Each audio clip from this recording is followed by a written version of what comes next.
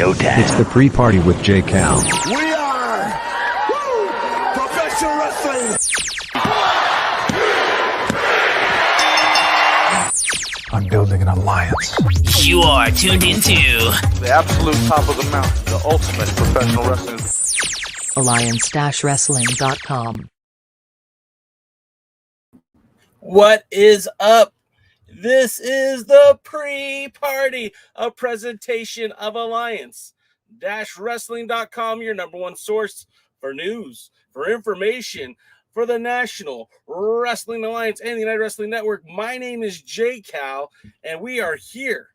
We are here to talk NWA, and we're here to talk about NWA POWERRR Surge. I see my pals Terry McDermott and the Heebs are already here.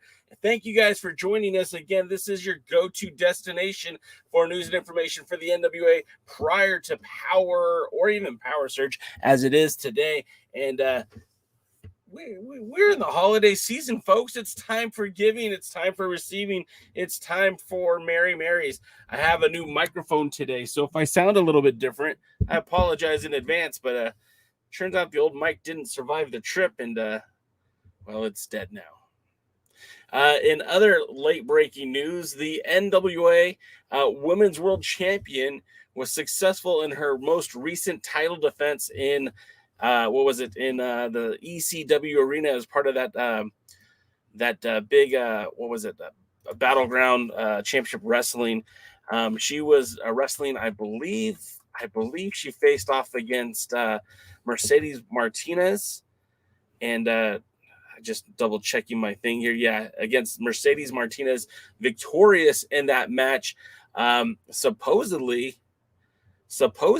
our pal, the world's heavyweight champion, Trevor Murdoch, is supposed to be heading to New York City this January, but it will be a non-title match where he teams with Homicide to take on Colby Corino and Wrecking Ball Legowski. Am I saying that right? Probably not. But no title on the line for that show. And of course, our NWA national champion is heading to Ohio Valley. Did you guys hear about this one? He's heading to Ohio Valley, and he's taking on Jesse Gutierrez, if I'm saying that right, who previously wrestled against the Pope in a title-for-title match. Unfortunately, no titles did change hands, but Jesse Gutierrez did wrestle against the Pope, where he put his Ohio Valley National Championship on the line against the Pope. And it was really undetermined if the NWA TV title was on the line at the time. And now we have the similar situation with the NWA National Champion, Chris Adonis, who is a product of that Ohio Valley. He was a product of the WWE farm system.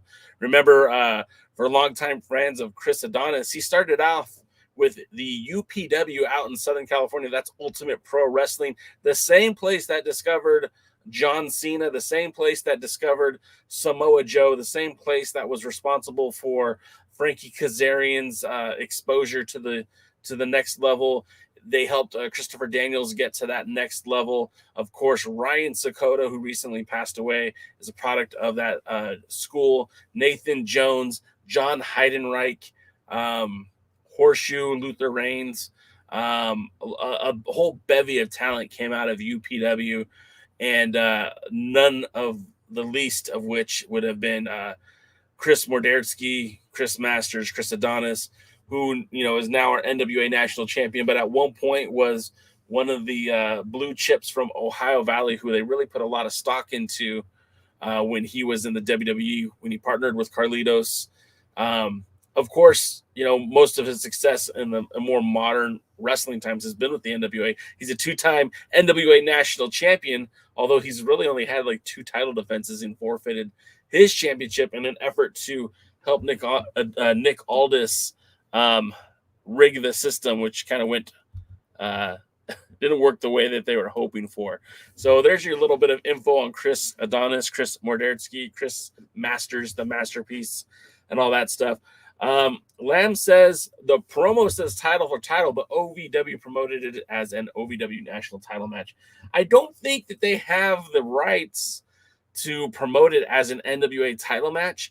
And I'm not sure how much Mr. William Patrick Corgan is interested in having his champion defend his title on what is basically a competing product. I know I know Ohio Valley isn't genuine competition for the NWA, but they kind of are.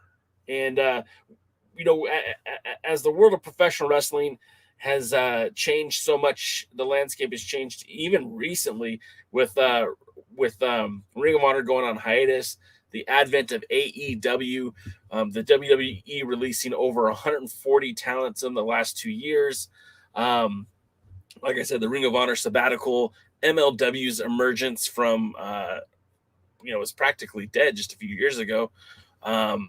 So much of the landscape has changed. You have United Wrestling Network promoting 3 promotions, and one in Memphis, one in Atlanta, one in Hollywood. There's so much opportunity, and there's so much availability of pro wrestling. It's everywhere. It's literally everywhere. The promotion raising the bar, which was it's not affiliated with Joey Ryan's Bar Wrestling, but it's similar concept, similar idea. They're putting their product on YouTube now as well, completely free, available for anyone to watch.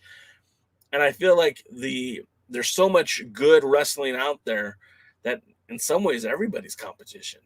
We only have so many hours in a day. There's 24 hours in a day, and how much wrestling can you actually consume in a day? How much wrestling can you consume in a month? And there's 3 hours on Monday nights for Raw. There's 2 hours on Friday for SmackDown. There's an hour on Fridays for Rampage, AEW. Then there's Tuesday's Impact, or is that Wednesday? I get it all confused now. There's NXT. There's Impact. There's, again, Ring of Honor still on Sinclair, United Wrestling Network programming, the NWA programming. There's just so much content available that everybody is competing for the same eyeballs. It's not like the wrestling population grew exponentially during the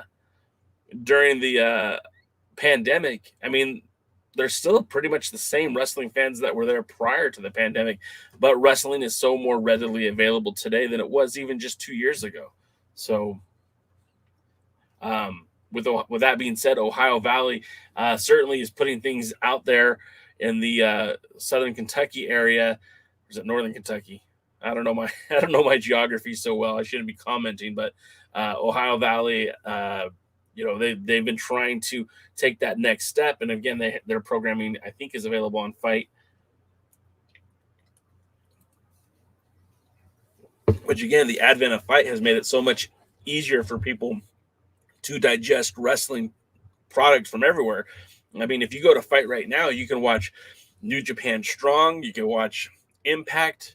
You can watch AEW pay-per-views. You can watch Ring of Honor pay-per-views. You can watch Ring of Honor television. You can watch United Wrestling Network television. There's so much out there.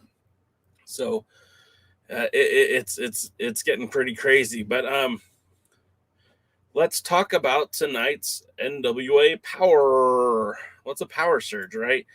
And this is kind of an interesting thing because the show itself, I mean, we are in that Christmas holiday season, so this will be a holiday celebration, if you will. They're saying that Joe Galli is throwing a Christmas party for his fellow broadcast colleagues. I mean, I need less of that and more wrestling. But we do have Captain YUMA facing Fable Jake. I don't think we saw a lot of Fable Jake before. Jay Bradley of the Fixers will be in action. And Rush Freeman, formerly of Captain YUMA's Ill-Begotten Sons, takes on Jaden Roller in a number 1 contenders match for Tyrus's NWA World Television Championship. So I mean, there's some wrestling going on.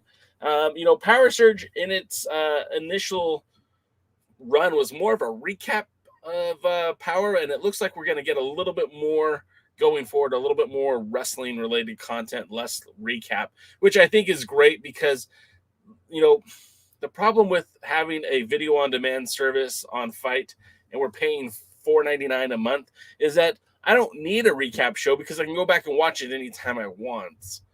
By putting a recap show, you're basically making me pay for something I've already paid for. So, Willie Bowen, speaking of Tyrus, Goodyear just got a new blimp, and it's Tyrus. Nice going. Nice going, Willie. So yeah, I mean, that's kind of what's going on for the NWA. There's not a whole lot. We are at the end of the year. You know, we've got 2 more weeks of this 2021, and then on to 2022, bigger, better, brighter. We know that already lined up in the new year for the NWA is that the big event, the Duval Brawl, which is set to tape on January the 8th.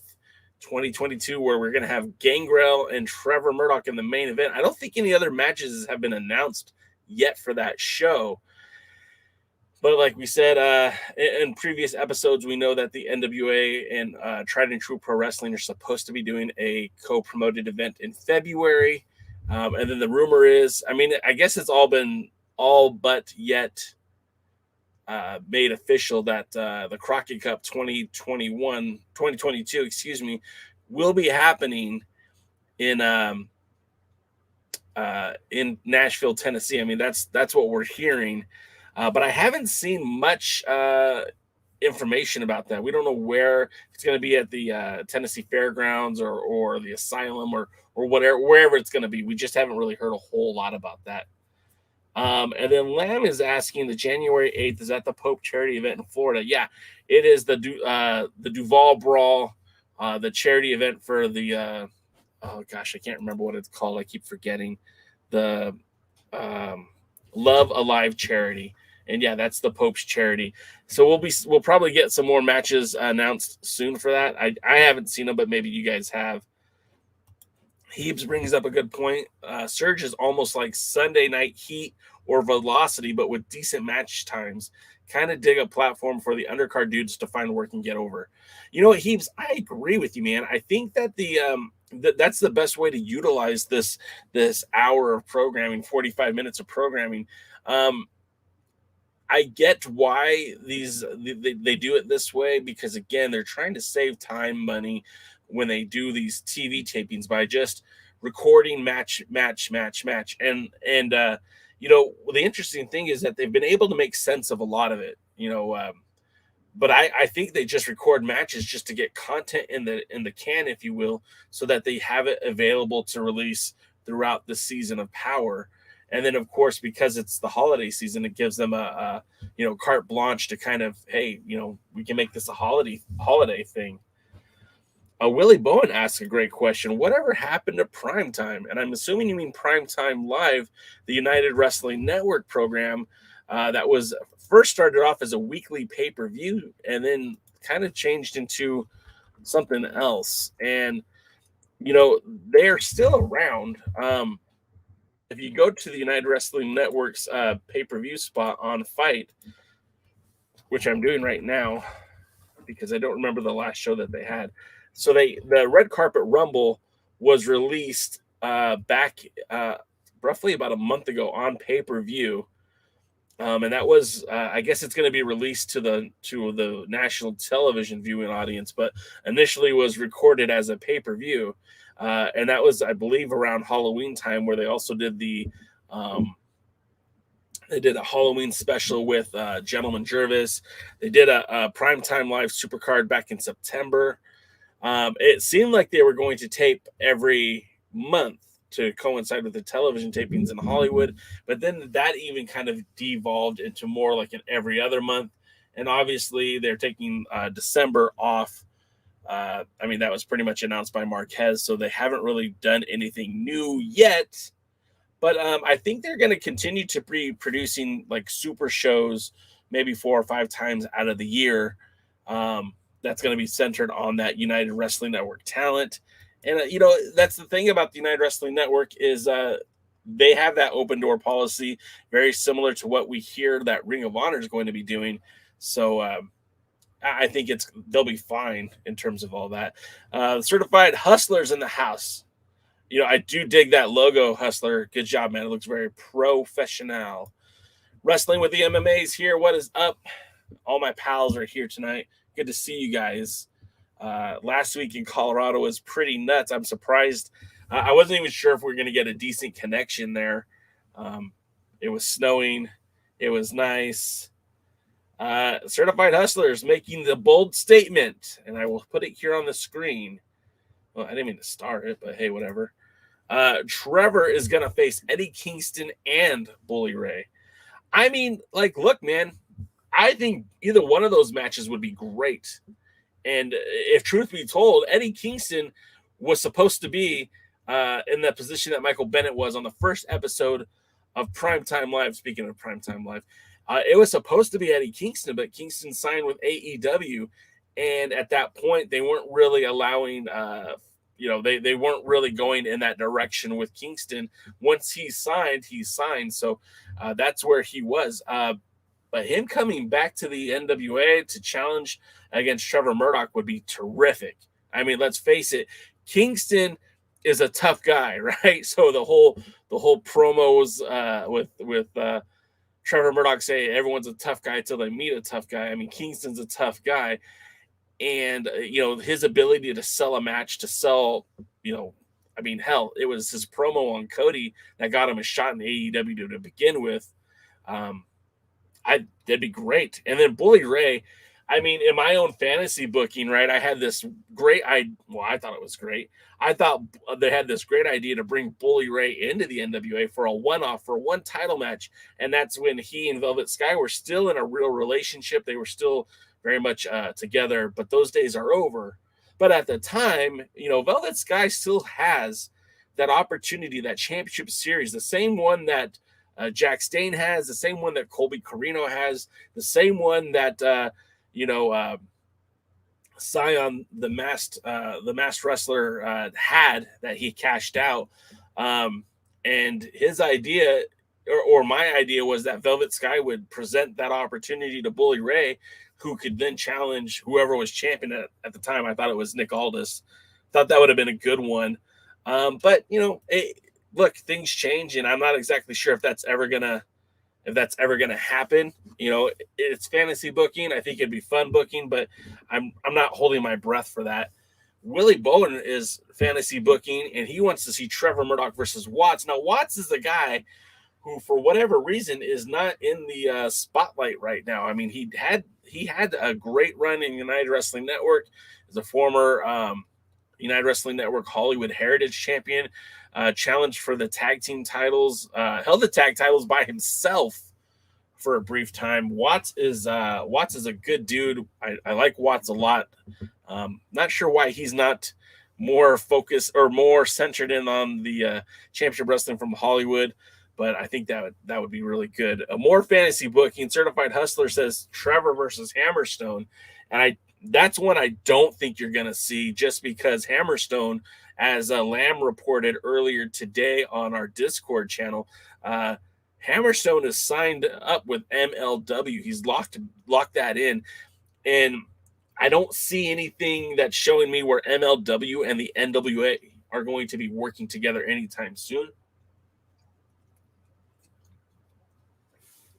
I think there might even be some bad blood there back in the day when Billy first started with the NWA. Because remember, they both kind of had their resurgence around the same time. MLW was dormant for years. I mean, former champions were like Steve Corino and Satoshi Kojima, and I think even Mike Awesome might have held that belt for a brief moment. But then things went south, and they kind of just faded away. And it wasn't until recently that they came back, and with a different direction and a lot of great talent. But we'll see. Kikuchi says that MLW does have an open door policy. We know that, and they've even said that. And this is where things get really interesting, because the United Wrestling Network has Dave Marquez has kind of hinted that maybe in the future he will have some of those MLW champions on his shows. Now, remember, he had Hammerstone on like the first episode of Primetime Live, and he defended not the MLW Openweight Championship that he held previously, but the West Coast Pro Wrestling Championship on that first episode of Primetime Live. But now that he is the MLW heavyweight champion, I wouldn't be surprised to see him in the United Wrestling Network, but not so much in the NWA. Terry McDermott wants to see Adonis versus Clearwater. And again, we're kind of I didn't specifically say it on this episode, but this is a Christmas episode. So what do you want for Christmas from the NWA? What are you hoping the NWA does either soon or in the near future for Christmas? I mean, what do you want? What present could they give to you? So we'll keep giving me some more of your dream matches. We'll keep going with that. DKM reminds everyone that all indies have an open door policy. This is true. MLW is slightly more, with the fact that MLW has contracts, they're not like your traditional independent promotion. Now, you still have to kind of say they are an independent promotion because they're not backed by a multi-billionaire like, the WWE with the McMahons or AEW with the Khans, or even lesser extent Ring of Honor with Sinclair or Impact with Anthem. So in that sense, they are still kind of an independent promotion, but the fact that they offer contracts to their talents, it just it'll be a little bit different. Let's see. Kakushi says, if it does not happen, I bet it's because of MLW booker Joe Khabib. I don't know is Khabib still booking. I'm not sure about that. I don't know for sure. I don't know. Speaking of mending fences and burned bridges, I don't know if you guys were following the story. A couple weeks ago, I was at a local independent pro wrestling event within hopes of getting the 10 pounds of replica autographed by none other than the homicidal, suicidal, genocidal Sabu. Unfortunately, Sabu wasn't at the event, and I was very open about how I felt about this. I really felt that I was swindled, that I was hornswoggled, that I was gypped, I was ripped off. I don't know what expression to use, but I really felt mad. I felt like I was taken advantage of. And the whole reason was I went to an event, an independent wrestling show that I typically wouldn't have gone to because they were advertising Sabu. And Sabu did not show up to the event. They made no formal announcement about Sabu. After the event, I messaged the wrestling promotion online and said, hey, man, what happened? Where was Sabu? And they said he went to the hospital, and they didn't really give any more information than that. And I kind of felt like, I was taken advantage of. But it comes to find out that I did message Sabu today on Twitter and asked him about it. And he legitimately said he did have an injury and he did go to the hospital. So your pal Jay has to, eat a little bit of sour grapes and say, okay, he was booked. He was supposed to be there. He did have a medical issue that prevented him from being at the wrestling show. So I kind of have to pull back and say, okay. I still feel like it was a little bit of bait and switch because they never made that announcement prior to the show. But Sabu assured me he was supposed to be there. So if you were following that story at the time, there's a little bit of closure. I did talk to Sabu, and he said when he is in town again that he'd be more than happy to sign that belt. Certified Hustler says for Christmas, he wants the Free Babes. And I assume you mean in the NWA Hustler. And that'd be great. Miranda Gordy, Hollywood J, and oh gosh, I forgot her name. Jazzy Wang Yang certainly would make a great contingency for the NWA, a good tag team. But I just don't feel like it's going to happen. I think if it was going to, it would have already. DKM suggests that maybe better booking for Christmas. And I kind of heard that. Never mind. I can't say what I heard. But yeah, that'd be great too. The NWA itself, you have to remember that this is a cog of the Billy Corgan machine. It is only one part of his, of his life. Billy Corgan obviously is a famous rock star musician with the Smashing Pumpkins or his solo albums that he's had a few of. I think there was also a group called Swan he was a part of. So Billy Corgan in and of itself does have a lot of spinning plates. He has that Madame Sao's tea shop in Chicago. I don't know a whole lot about that, so forgive me if I'm not on it. But again, that would be something else that occupies some of his time and space. So as we break free from the COVID restrictions, hopefully, who knows with this new variant and all that other garbage, but as this continues to, as we kind of return to some sense of normalcy in the world, Billy Corgan is going to have more than just the NWA on his plate. He's going to have more to do. I mean, he's also a father and a husband, so a lot of this is going to occupy his time.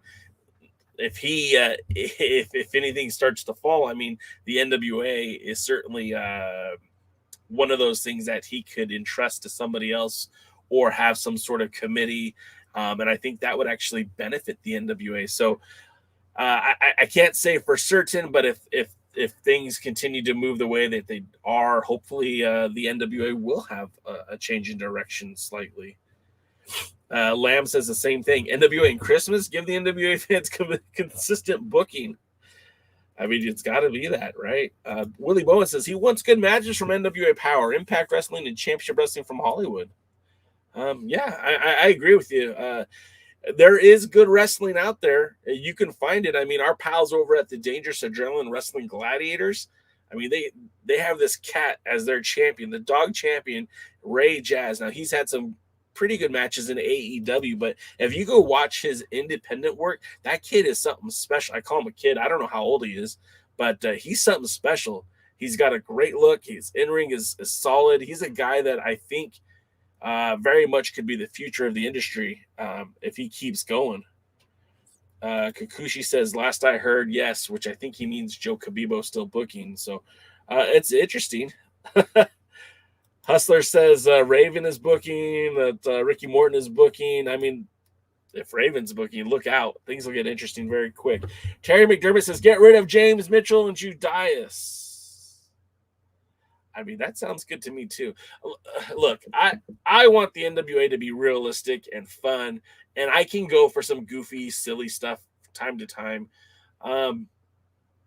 I have to admit that I was very disappointed that the NWA went that whole route with Judias and Father James Mitchell and Salvatore Sincere. It just felt very, gosh. I said Salvatore Sincere. I meant Sal Renaro. Salvatore Sincere. You guys remember him from the WWE? Tom Brandy? I think he's some sort of a patriot now, I think. Lamb says, we love three-ways, but fans want something new. What should we do? Something with three? Oh, yeah, 3 trio matches. You know, again, I think they're pulling the cart before the horse. I don't have a problem if they reintroduce the trios title. DKM and I spoke about that at length on last episode of the Alliance Guys podcast. I don't have a problem with reintroducing the trios titles, 6-man tag. But I feel like you're not there yet.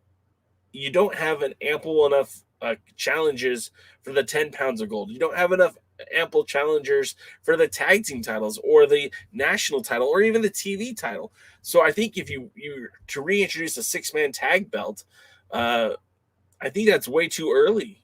And we need more consistent booking, more consistent matches, more consistent roster talent before you can really do that. So I just think that's too soon.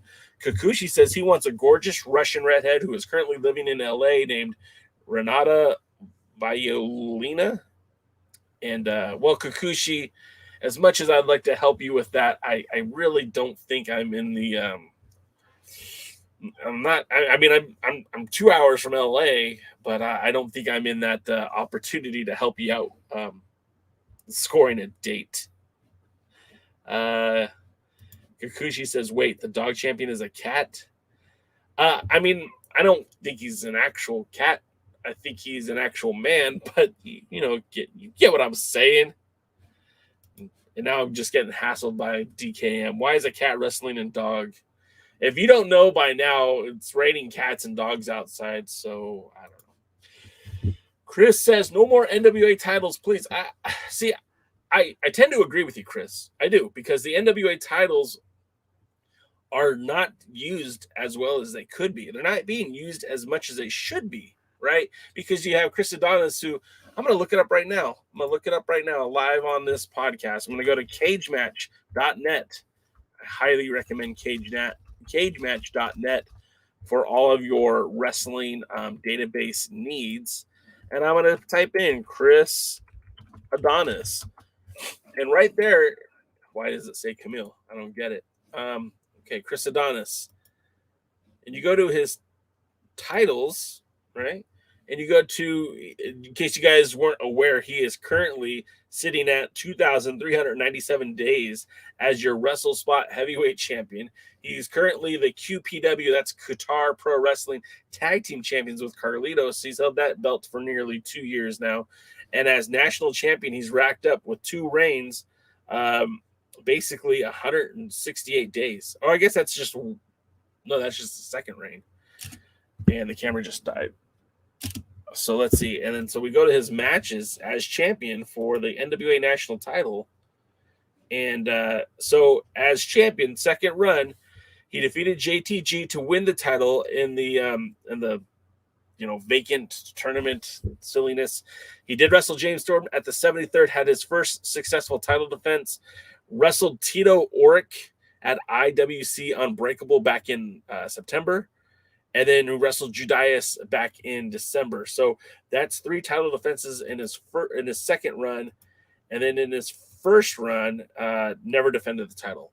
So, I mean, as you can see right there, the national championship hasn't really been a focal point for the NWA. Now, I've heard that changes. A lot of folks who were there at the live TV tapings, like Dave Scooby, said that there's a greater emphasis on the national championship for that NWA USA. We'll see. I'm not going to hold my breath because I've been disappointed in the past by what the NWA has done. I saw my books has been able to do with their TV title, the national title, but if they can, that's great. But they still have this very lack of focus right now for the 10 pounds of gold. There are no in-brand challengers requesting title shots. I mean, you've got Gangrel coming in Florida, and there's no storyline build up behind that. The last person to challenge for the 10 pounds of gold was Mike Knox, who wasn't a part of the NWA prior to his challenge, prior to his sneak attack. The Pope has said that he's not going to go after the title.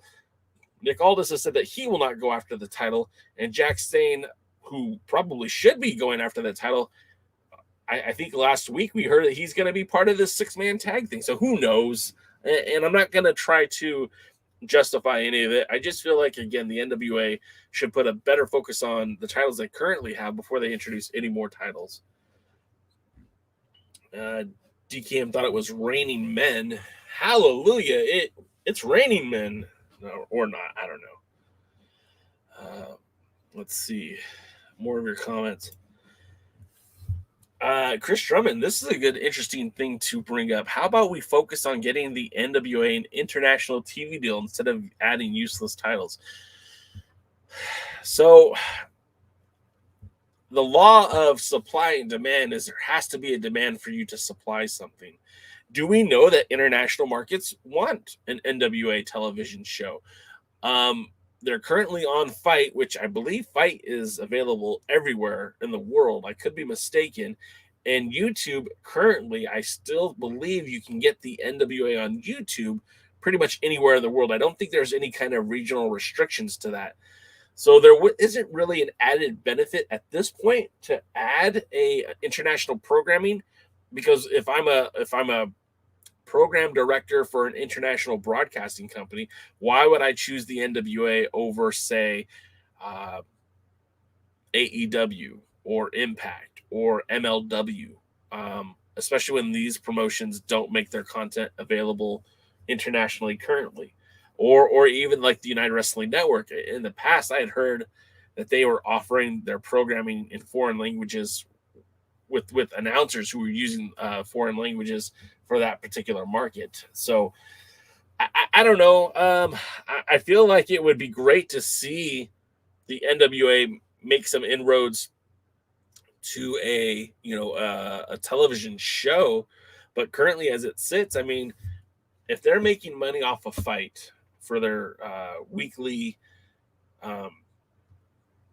I don't know what you want to call it, the Fight subscription plan that they have, where it's $4.99 a month for unlimited access to all of the original Power episodes, as well as a handful of pay-per-views and the new content. I feel like that's a pretty good deal for the NWA. And then the new content coming to YouTube, hopefully they could reignite that same fan base that was supporting the initial Power episodes from 2 years ago. And at that point, I don't know if they need TV. Because if they have people watching the program, they have people who are buying the product, the pay-per-views or the T-shirts, or the live event tickets and the VIP meet and greets. What is television getting you that you're not already earning? If someone's willing to pay you to create programming, well, that's a different story. And Chris says, no one on the indies care about the NWA title. I think that's your opinion, Chris, and I'm not trying to fight with you or nothing, but I just feel like for different people, it means different things. For nearly 30 years, the NWA existed only on the indies, and had it not been for that time and that place, we probably wouldn't be talking about the NWA today.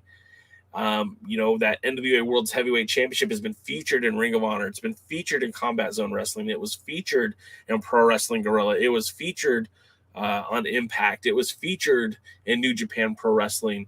And even in the modern time, I mean, it was featured in Ring of Honor as recently as 2019. And I don't think that was an accident. I don't think that just kind of happened. It's because the title has value. The title has recognition. And, I do believe that title, as it states right now, certainly should be on. I feel, again, the NWA has been missing the ball with Trevor Murdoch and how to properly use him. But, I mean, SWE Fury used Trevor Murdoch when he was the NWA National Champion. You've got the NWA Women's Tag Team Champions appearing in Ring of Honor on their last few episodes. You've had the National Champion, Chris Adonis, be booked to wrestle in the United Kingdom based on the fact that he's the NWA National Champion. You've had the Women's World Champion, Camille, pretty much wrestle everywhere. You've had Thunder Rosa, when she was Women's Champion, wrestle pretty much everywhere. So I do believe there is value in those three letters, and I do believe that the NWA knows that. I feel like it does. So I don't know if I can agree with you on that it doesn't have value. Like, look, some promotions aren't going to need it, right? Like, MLW doesn't really need an NWA title. Pro Wrestling Guerrilla today doesn't really need an NWA title. Even United Wrestling Network really doesn't need an NWA title, but that doesn't mean that, Memphis used the NWA Women's Champion Camille just a few months ago. So, well, I mean, we'll kind of see. We'll kind of see how that all plays out.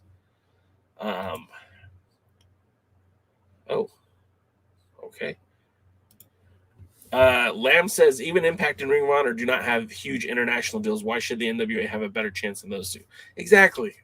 I mean, like, there is definitely supply and demand, and I do agree that at some point, if you have a product that's undeniable, people will come looking for it. But as it stands, like, why would I pay the NWA to air their programming when right now their audience can view it via YouTube or Fight?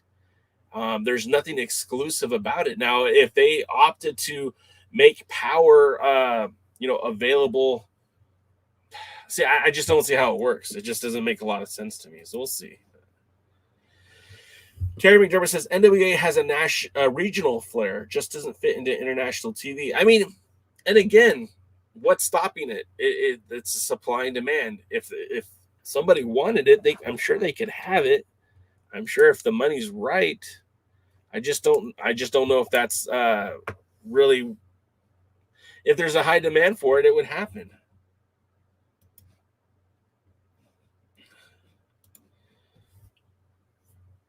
Certified Hustler with his ear to the ground says that he hears there's an independent national championship getting ready to be announced. Okay.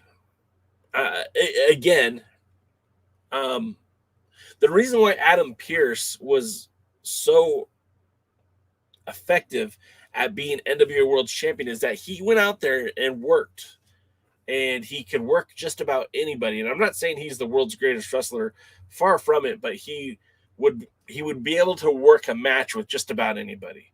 He would be able to cut a promo that made you believe that his title could be in peril on any given night.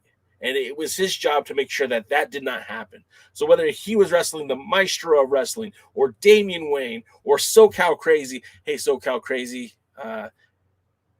we heard about your diagnosis. We're really rooting for you, man. Good luck to you. It could be Shane Haste. It could be TNT from Australia. It could be who did he face in the UK? He faced everybody's favorite. Why am I drawing a blank on his name? New Japan talent. Not Will Ospreay. Zack Sabre Jr. I knew I'd get there. He was able to get these matches and put these wrestlers over, but also put his ability over and sell you on this match. And that's why that title felt so important during those days. And I'm not saying that Adam Pearce is the only guy that could do that, but he did it so well that he really kind of carried that brand for such a long time in a way that champions before him, I don't think were able to do the same. So when we talk about a title, like the NWA Heavyweight Champion, World's Heavyweight Championship is a championship with a lineage that dates back to 1948. It's the oldest World's Heavyweight Championship in pro wrestling, at least in the United States, and has that lineage to Lou Thez, Gene Kaninsky, Jack Briscoe, Terry Funk, Dory Funk, Harley Race, Ric Flair, Sting, the Great Muta, Jeff Jarrett. The lineage is so strong, and it has lasted for so long, and it has never not existed. It's never not been a thing. Dan the Beast Severn, Ken Shamrock. The lineage of that belt has never been stopped. So there's a perceived historical value to that title, and then there's a real historical value to that title. You can't tell me that a title that was defended in 1948 in Los Angeles at Jeffrey's Barn in Burbank, California, doesn't have value. You just can't tell me. You can't convince me otherwise. And the fact that that belt is still in its existence with that same lineage that has never stopped, never dropped, never failed to continue, there's value there. There just is. And so if someone else is putting up a title and calling it a World's Heavyweight Championship or a National Heavyweight Championship and wants it to be meaningful, they have a lot of groundwork that they're going to have to do. Our friends over at Dangerous Adrenaline Wrestling Gladiators, they're associated with the World Wrestling Grand Prix Championship, but that title is still very young in its lineage. It's had a couple of great champions already, but it's still very early in its lineage. So its meaning has still yet to develop. The same thing with the United Wrestling Network. They just introduced their World Championship, and Chris Dickinson is a great, fantastic fighting wrestler who's currently injured. But the value of that championship belt, you cannot compare to the NWA, because although Chris Dickinson is great, Chris Dickinson is not Ric Flair. Chris Dickinson is 6 months, not 60 years, 70 years, 73 years. It doesn't make sense. So if someone is bringing a national championship to the foreground, cool, man, but you're going to have to put in a hell of a lot of work to make that belt mean anything.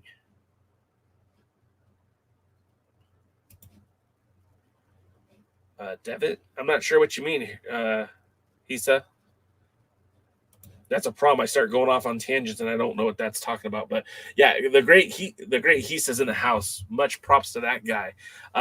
Prince Devitt, Fergal Devitt, Finn Balor, great dude.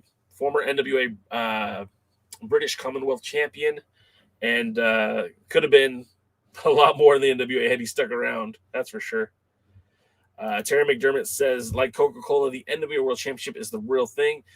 I mean, it just has that legitimacy and the legacy, and there's nothing else out there that's even close. I mean, you could talk about the WWE title, and it definitely has value, right? The WWE World's Heavyweight Championship has been around since like the 60s, but it's still not the same as the NWA World's Heavyweight Championship. The IWGP crown, sorry guys, that's what you meant. Yeah, Pierce did face Zack Sabre in October of 2012. Yeah, thank you. He said, thank you. Yeah, I don't think he ever wrestled against Prince Devitt, which is a shame because that would have been a fun match too. But yeah, Zack Sabre Jr., who I was thinking of. I think he also faced Walter. Someone could correct me on that. I know he did a stop in Germany for WXW. Maybe it wasn't Walter. No, it wasn't Walter. It was somebody else. But they were on the same card.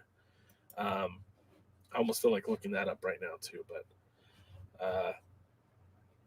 sorry, I have to block that user.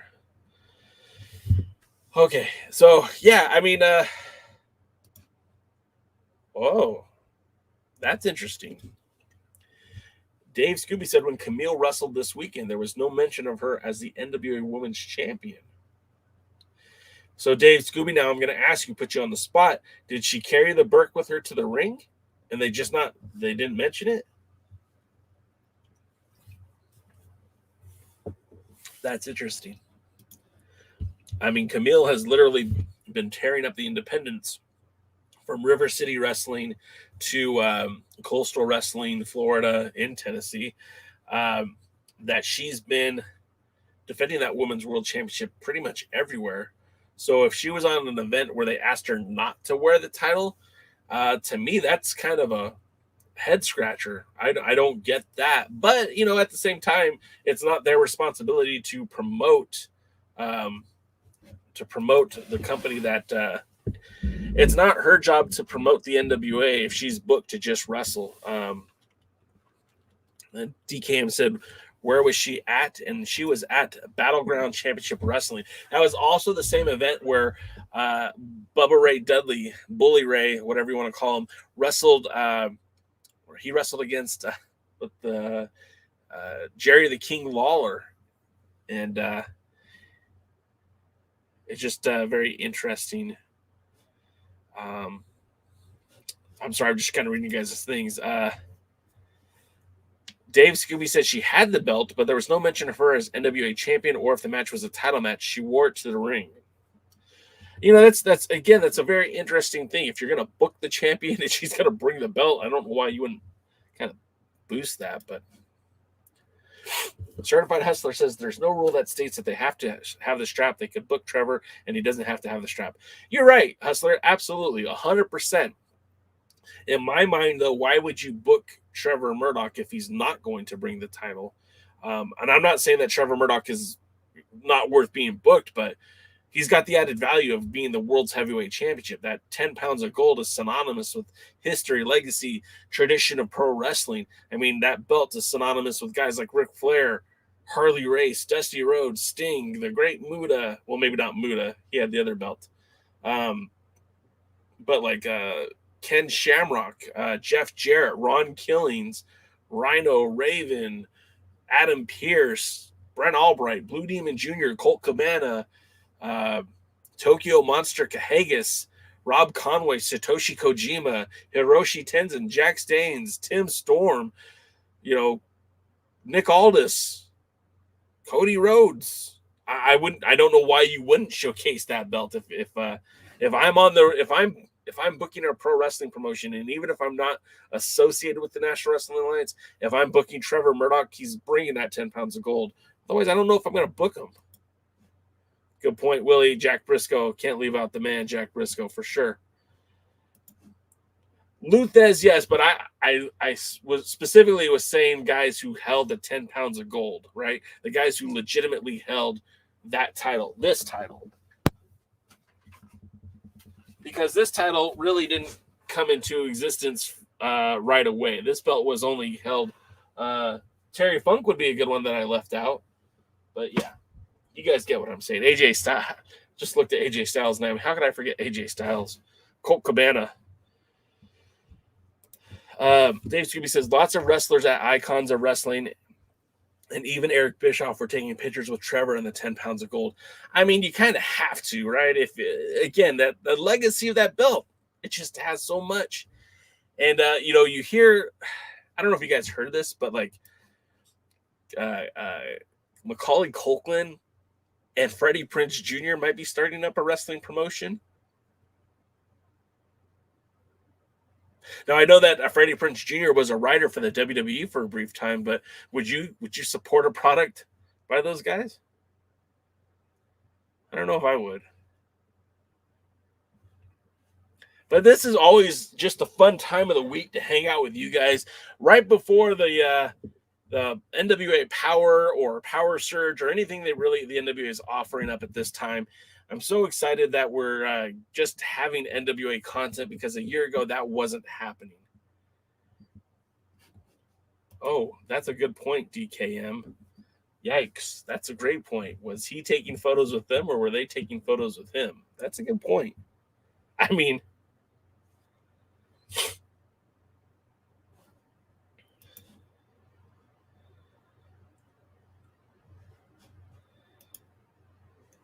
Heebs. Billy Corgan isn't a grunge band singer. His name isn't Eddie Vedder, Chris Cornell, Jerry Cantrell. No.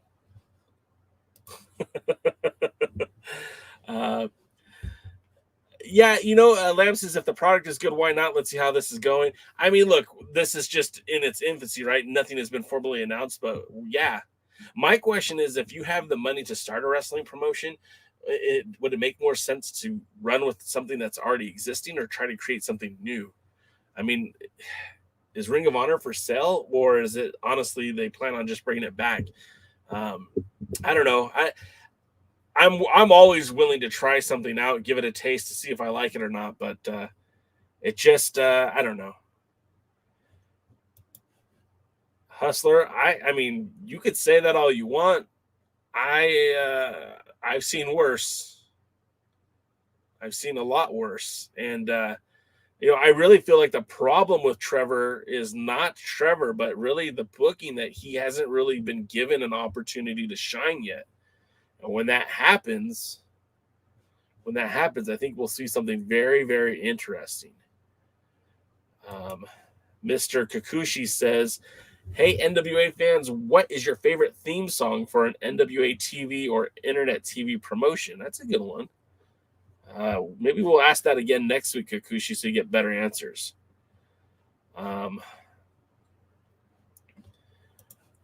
He says, I kind of understand not making Camille's match a title bout. It's a non-NWA show and would be obvious she wouldn't lose. And there's another fair point. And I mean, I didn't see the results of the show, but did she win? Was what happened there,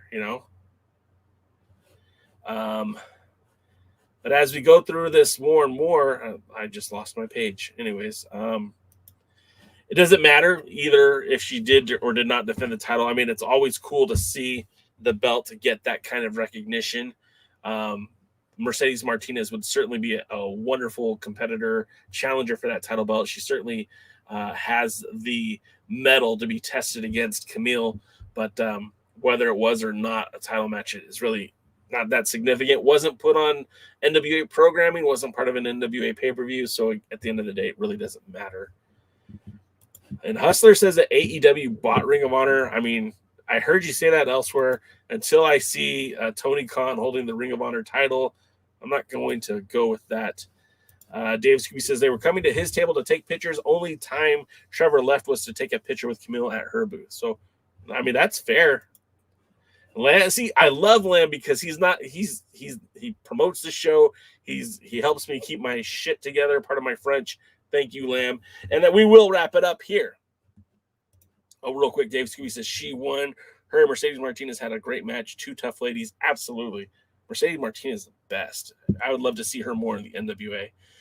But that's going to do it for us. Again, we do appreciate you guys coming in and checking out the show. Remember that we're here every Tuesday as the pre-party to talk NWA with you guys. But then also on Thursday nights, you can join us at 8 p.m. Eastern, 5 p.m. Pacific for the NWA Power Recap. That's when I'm here with my buddies DKM.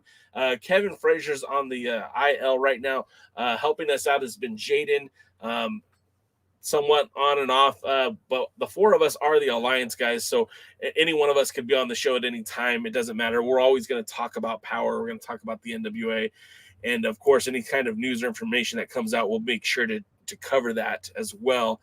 And then, of course, if you enjoy this podcast, please give us a thumbs up. Please subscribe. Please like it. It helps not only with the algorithm, but we're also trying to reach 1,000 subscribers. And when we do, our pal NWA Gold is going to give away his Royal Crown Championship that was used from, I think it was 1959 to like 1979 or something like that. I'm getting my dates mixed up and I didn't write it down. But you could win that title. All you have to do is subscribe. And if you tweet and share it out, I think that gets you extra ballots into the raffle that we'll be doing when we hit 1,000 subscribers. Also, if you really, really like the show and you want to support it financially, you can get one of these cool hats or t-shirts at the Alliance blog. If you just head to our merch store at alliance-wrestling.com, hit merch. The merch link is also in the description of the video. And it's been a lot of fun, and I do appreciate you guys being here. We're heading towards the end of the year. We still have one more episode of the Pound for Pound podcast that should be coming out by the end of the week. Of course, starting January 8th, there's going to be a lot more NWA content for us to talk about. So we can't wait for you guys to be there to be a part of it.